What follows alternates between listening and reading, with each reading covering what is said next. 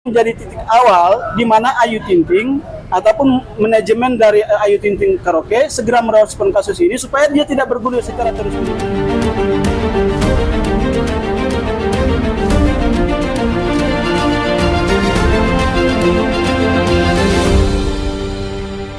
Hari ini agenda kita untuk membahas tentang adik kita Usman Hitu, salah satu musisi dan pencipta lagu Indonesia Timur. Nah, Usman Hitu ini kemarin kita melihat ya, artinya ada informasi bahwa lagu yang dikomersialkan di kafe Ayu Ting Ting di Depok Margonda itu adalah milik adik kita Usman Hitu. Nah, untuk memastikan itu, Usman Hitu langsung datang ke sana, ke kafe Ayu Ting Ting yang berada di Depok. Dan berserta rekanan kami, kita melihat bahwa memang benar ada 5 lagu yang terdapat di dalam audio untuk karaoke. Jadi ini bukan YouTube, tapi memang benar-benar pure yang sudah disetting lagu Usman Hitu yang ada di dalam. Nah, untuk itu kami sendiri dari pihak kuasa hukum kita akan mengklaim bahwa hak cipta dan musisi ini dilakukan komersial oleh Ayu Ting Ting. Nah, untuk itu hari ini ada adik kita Usman Hitu, dia akan menjelaskan lagi. Ya, mungkin adik Usman atau rekan saya Bang bisa lanjutkan? Ya, kalau saya sedang ya. Saya sedikit melanjutkan. Jadi fakta hukum itu kita temukan pada hari Kamis malam Jumat ya, Kamis malam Jumat minggu lalu, di mana klien kita Usman Hitu sendirilah yang kemudian menemukan itu dalam playlist karaoke Ayu Ting Ting di kawasan Margonda Depok. Lalu kemudian kami selaku kuasa hukum dari Usman Hitu sudah secara resmi melayangkan somasi kepada pihak manajemen, di mana kami meminta pihak manajemen untuk segera melaksanakan apa yang menjadi kewajiban, apa yang sudah tertulis dalam Undang-Undang Hak Cipta ya, Undang-Undang 28 tahun 2014, di mana setiap pelayanan publik yang bersifat komersil, diantaranya adalah karaoke, itu wajib meminta izin dan juga membayar royalti kepada klien kami. Dan klien kami sampai saat ini mengaku belum menerima royalti apapun, baik dari Ayu Ting Ting Karaoke maupun dari LMK. Dan oleh karena itu kami memberikan somasi ataupun teguran secara tertulis kepada mereka untuk melaksanakan kewajiban. Tentu ada konsekuensi hukumnya apabila dalam somasi kita ini tidak ditanggapi secara serius oleh manajemen dari Ayu Ting Ting Karaoke, maka sudah barang tentu akan kami mempertimbangkan melakukan upaya hukum. Di dalam Undang-Undang Hak Cipta tentu sudah diberikan aturan jelas dan tegas bahwa siapapun melakukan pelanggaran terhadap hak cipta itu ada konsekuensi hukumnya, yaitu ada sanksi pidana, kemudian ada sanksi sanksi denda. Nah, kita sebagai kuasa hukum dari Usman Hitu tentu kita melaksanakan apa yang disebut dengan upaya persuasif ya, upaya persuasif. Kami meminta dari pihak manajemen untuk dengan segala itikat baik untuk melaksanakan tersebut. Apabila dalam somasi kita memberikan waktu 3 kali 24 jam kepada mereka untuk menanggapi somasi kita, dan apabila tidak ditanggapi, tentu kami akan melakukan upaya hukum berikutnya. Somasi kami layangkan pada hari Sabtu kemarin. 3 hari kalau kita hitung, jatuh temponya adalah hari Selasa besok. 3 hari ya? Ya, 3 hari kami memberikan tenggat waktu kepada mereka untuk segera merespon itu. Kami pikir hal ini yang kemudian harus segera direspon oleh Ayu Ting Ting ataupun pemilik daripada karaoke Ayu Ting Ting tersebut, biar nanti publik tidak memberikan persepsi negatif terhadap mereka bahwa mereka seolah-olah tidak taat terhadap hukum. Ya. Nah, itu tambahan dari saya. Klien kami Usman Hitu silakan memberikan testimoninya. Testimoninya yang langsung ya. Ya. Baik, terima kasih teman-teman media yang sudah hadir di tempat ini di kafe daerah Cawang ya. Iya. Assalamualaikum warahmatullahi wabarakatuh. Shalom, salam sejahtera untuk kita semua. Saya Usman Hitu, penyanyi asal Maluku. Hari ini saya memang ingin menyampaikan buat teman-teman media yang sudah hadir. Saya punya hak yang dimana saya mempertemukan lagu saya di daerah Depok di kafe karaoke Mbak Ayu Ting Ting. Mohon kiranya Mbak Ayu bisa menanggapi apa yang menjadi persoalan ini. Karena jujur, saya kaget dengan lagu saya sendiri kok bisa ada di usaha karaoke Mbak Ayu. Nah ini menjadi pertanyaannya kok bisa ada di situ. Gitu. Makanya kalau Mbak Ayu merasa itu punya tempat, Bukan hak dia. ya tolonglah menghargai saya sebagai seorang seniman. Ya saya pikir Mbak Ayu ini seorang penyanyi yang betul-betul dari bawah juga sama seperti saya. Walaupun saya berbeda level sama dia, tapi saya cuma lokal dari daerah, tapi kita mungkin sama gitu. Intinya apa yang menjadi penemuan lagu yang saya miliki, yaitu lagu Hole Hole, terus Sampai Jua, terus Pandang Pertama, Onde Onde, Onde Onde, Beta Sensangka. Beta Sensangka. Nah ini hak saya sebagai pemilik lagu tersebut. Dan ini saya benar-benar serius dan ingin bertatap muka dengan Mbak Ayu agar bisa kita bicara secara baik-baik dengan kepemilikan lagu yang saya punya. Mungkin itu saja yang saya harus sampaikan. Bang, sejauh ini ada komunikasi dengan Ayu Ting Ting maupun manajemennya? Kalau untuk bisa komunikasi itu mungkin saya baru pertama, yang penemuan pertama aja saya datang. Saya datang dengan teman-teman saya, dengan keluarga. Saya bertemu dan mereka bilang nanti memberikan jawaban untuk saya. Saya sampaikan buat mereka mungkin 24 jam saya kasih waktu aja untuk harus hubungi saya. Tapi saya tunggu tidak ada jawaban, respon, maka saya langsung ke sana dengan keluarga sendiri. Kurang tahu ya, kalau saya sendiri mungkin royaltinya itu berbentuk kalau yang tadi disampaikan pengacara saya itu LMK. LMK ini kan banyak Pak. Jadi ada LMKN, ada LMK-nya. Jadi begini, yang jelas kita tidak melebar kemana-mana. Kita tetap berpatokan bahwa di dalam karaoke Ayu Ting Ting kita menemukan. Nah, ini yang paling menarik nih. Biasanya tuh kalau di yang sudah-sudah ya ada artis lain juga. Usman Hitu ini dia sendiri datang, dia melihat, dia membuka lagunya itu muncul muka gambar dia, ya kan? Sementara dia melihat dari 5 lagu ini dia tidak pernah menikmati royalti hasil dari lagu-lagu ini. Ya kan, kalau kita mengacu dari aturan undang-undang, memang harusnya menerima gitu loh. Nah, makanya di sini saya tegaskan, memang harus pemerintah agak jeli, ya kan. Dalam dunia musik ini penyanyi kan banyak, ada juga Usman Hitu lain juga ada gitu loh. Nah, ini berkaitan dengan Ayu Ting Ting yang penyanyi level di atas, yang punya nama, punya brands-nya, entah itu dia flexing dengan siapa. Tetapi ada juga Usman lain yang kira-kira ini harus selektif. Misalnya 100 lagu. Ini lagu ini sumbernya dari mana, turunannya dari mana, hak patennya siapa gitu loh. Tidak mungkin turun dari langit gitu kan. Sehingga Ayu Ting Ting sendiri harus selektif. Bukan seenak-enak nama dia ditinggalin itu. Biar aja orang lain yang kerja. Ini berbahaya loh. Karena kita akan tetap menuntut sampai ke akar-akarnya. Seperti itulah. Saya tambahkan ya. Ya. Jadi kalau kita mau menghitung berapa nilai royalti yang harus diberikan kepada klien kami, itu kita akan mengacu kepada PP 56 tahun 2021 dan Keputusan Menteri Hukum dan HAM tahun 2016. Itu ada hitung-hitungannya.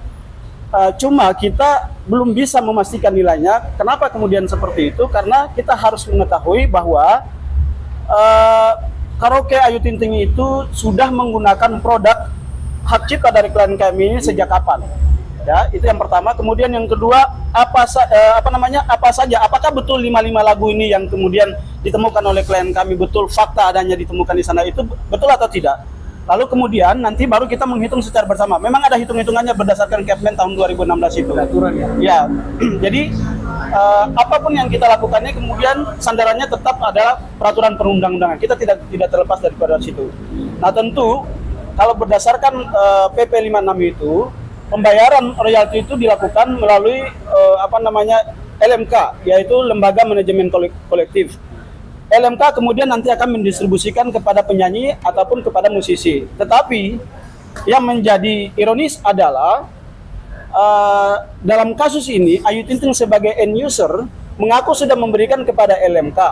Itu klaimnya dari manajemen bahwa mereka sudah memberikan ganti rugi membayarkan royaltinya kepada LMK. Tetapi yang ingin kita tanyakan adalah Ayu Ting Ting Karaoke sebagai end user dari produk ataupun hak cipta klien kami, harusnya dia menyelesaikan persoalan dengan kita, bukan kemudian dia melemparkan tanggung jawab kita untuk mempertanyakan kepada LMK. Kan gitu kira-kira ya. Jadi kita menuntut kepada tetap Ayu Ting Ting bertanggung jawab kemana uang hak kami ini diberikan. Kira-kira Sudah dijelaskan. Jadi begini, maksudnya yang kita temuan ini kan di Depok, ada 5 lagu. Kalau kira-kira ini Ayu Ting Ting punya 5 cabang, otomatis itu sudah jelas-jelas dia punya franchise, dia punya kantor pusat, itu sudah distribusi itu masing-masing 5 lagu. Itu pengetahuan kita. Tidak mungkin di Depoknya lain, di Cirebon lain, di Tangerang lain, itu tidak mungkin, atau di Kelapa Gading lain tidak mungkin. Itu cara hitungnya seperti itu. Jadi begini, yang saya mau jelaskan di sini bahwa temuan LMKM yang rekan saya sampaikan ini mungkin agak mendalam. Sampai saat ini Usman itu tidak pernah tahu itu LKM atau yang membawahi itu. Tidak pernah tahu itu.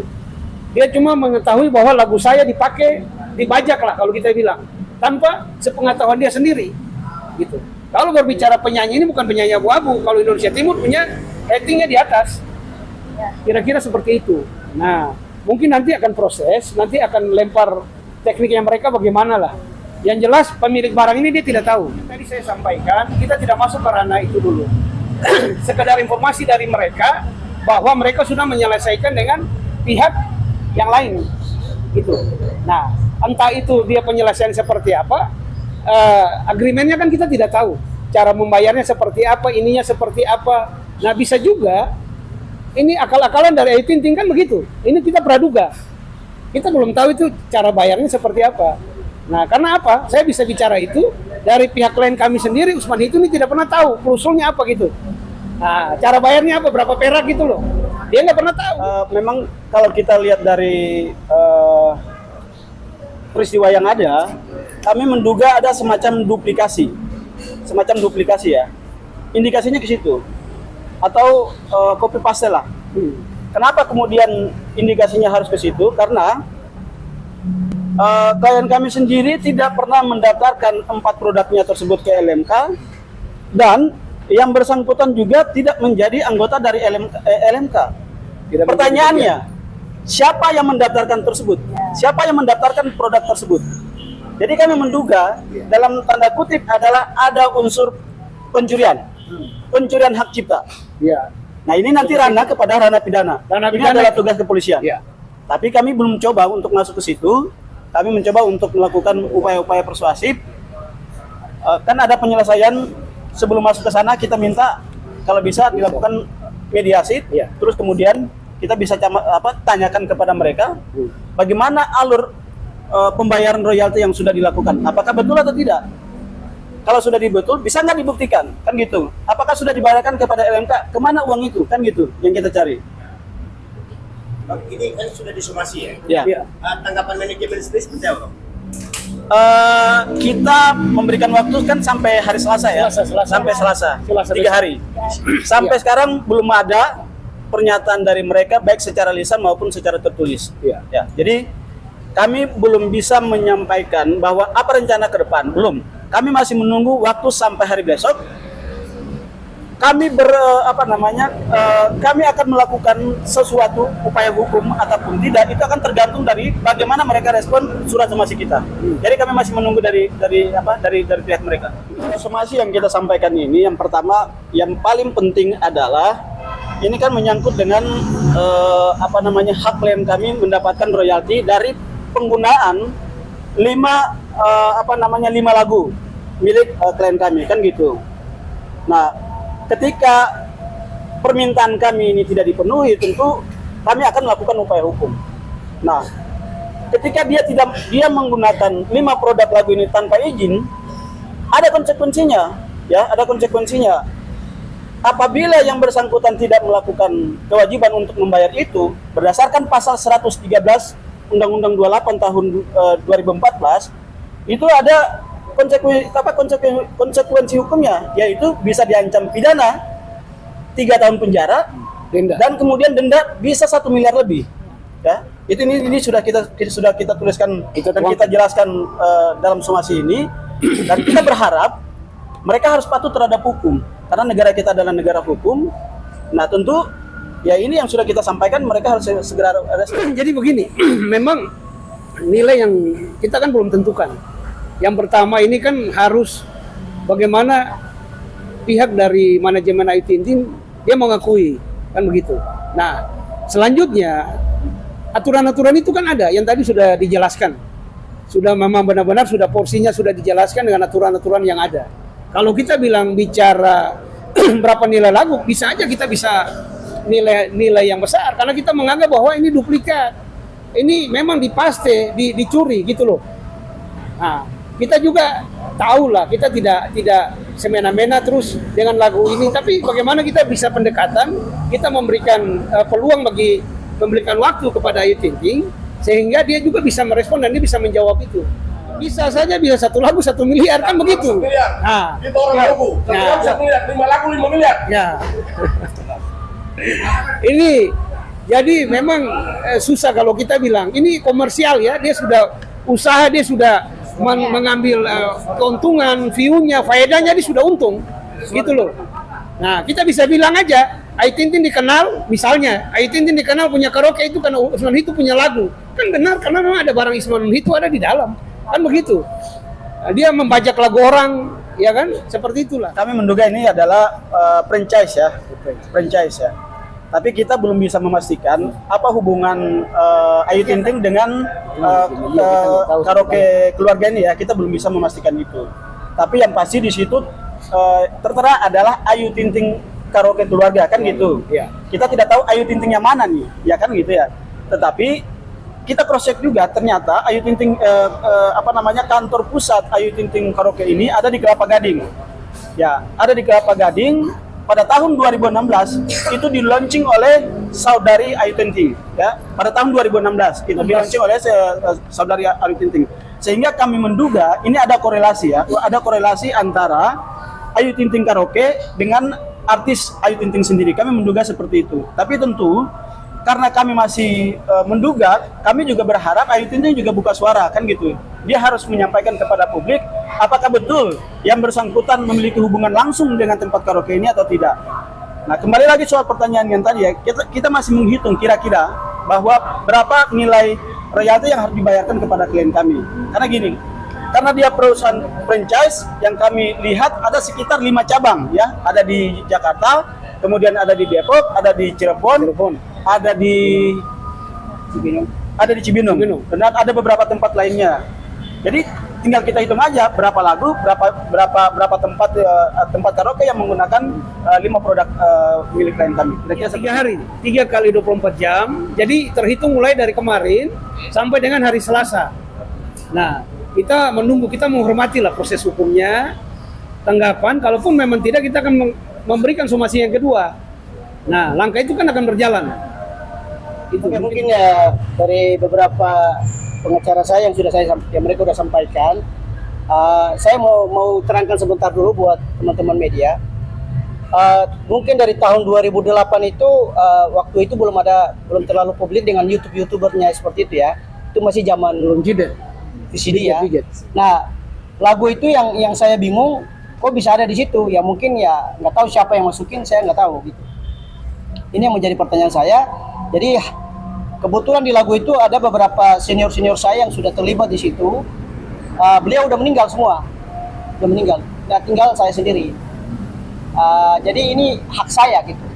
Ini paten saya gitu. Saya punya hak untuk saya harus bagaimana bisa bertatap muka dengan Mbak Ayu. Terus sekali lagi buat teman-teman media, memang kalau kita di rantau ini biasanya satu punya masalah, semua yang rasa. Apalagi saya ini kan Mama Fata nih, saya ini kan penyanyi Maluku ya kategori penyanyi Ambon lah. Nah di sini biasanya kalau di rantau di Jakarta acara-acara apa aja mereka selalu memakai jasa saya untuk saya menghibur saudara-saudara. Jadi setelah permasalahan terjadi jangan dipikir bahwa kok banyak banget di belakang saya. Tapi inilah keluarga saya, keluarga besar saya, dan ini kita semua ini pela dan gandong. Ibarat kata kita ini orang hidup saudara, gitu. Jadi sekali lagi mohon maaf buat teman-teman media, jangan pikir bahwa ini di belakang ini keluarga semua di saya, di belakang saya semua. Mungkin itu saja. Ini terkait dengan pertanyaan tadi, setiap orang yang dilanggar haknya, ya, dalam hal ini masih dilanggar hak keperdataannya ya, karena hak ciptanya dalam tanda kutip diduga dicuri, kan gitu. Dia punya hak hukum untuk melakukan segala instrumen hukum, baik itu perdata, pidana, dan lain-lain. Jadi tidak ada yang namanya, kita tidak mengenal namanya pansos, kan gitu ya. Itu yang pertama. Kemudian yang kedua, ini ada semacam fenomena bahwa persoalan industri musik kita ini sedang tidak baik-baik saja ya.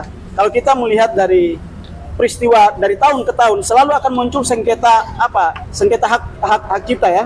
Kalau kita lihat kasus Ahmad Dhani, kemudian kasus banyak, iya. Lesti Kejora, kemudian kasus banyak artis yang lain. Kalaupun kemudian ini terus bergulir dan kemudian menjadi presiden buruk, ini akan menjadi bencana besar bagi pencipta lagu dan juga bagi musisi-musisi kita. Kenapa? Ya hak ekonomi mereka tidak dimanfaatkan untuk kesejahteraan mereka. Itu yang pertama. Kemudian yang kedua, yang terpenting adalah mereka ini adalah kontribusi mereka adalah untuk membangun industri musik kita. Bagaimana kemudian mereka mau berkarya sementara hak-haknya mereka saja tidak dihargai dengan baik, kan gitu. Jadi kami berharap ini menjadi titik awal di mana Ayu Ting Ting ataupun manajemen dari Ayu Ting Ting Karaoke segera merespon kasus ini supaya dia tidak bergulir secara terus-menerus. Demikian dari kita. Harapan dari kita, harapan yang terbaik lah.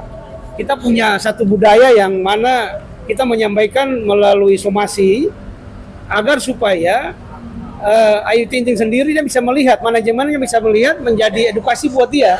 Jadi hati-hati dalam memilih lagu. Karena kalau sudah hal seperti ini akan perbuatan melawan hukum. Jadi harapan kita coba dengan baik-baik, tanggapi dengan baik, agar supaya kita bisa duduk bersama. Kita bisa menyelesaikan secara aturan, kan gitu. Karena saya garis bawahi bahwa Usman Hitu sendiri ini juga penyanyi dari bawah. Ayu Ting Ting juga penyanyi dari bawah, dari undangan ke undangan sehingga menjadi besar. Saya yakin bahwa Ayu Ting Ting sendiri pasti akan orangnya baik. Dia pasti akan tanggapi dengan baik. Mungkin saja ini dari manajer dia yang di bawah dia tidak teliti lah, mengambil lagu orang tanpa sepengetahuan. Itu.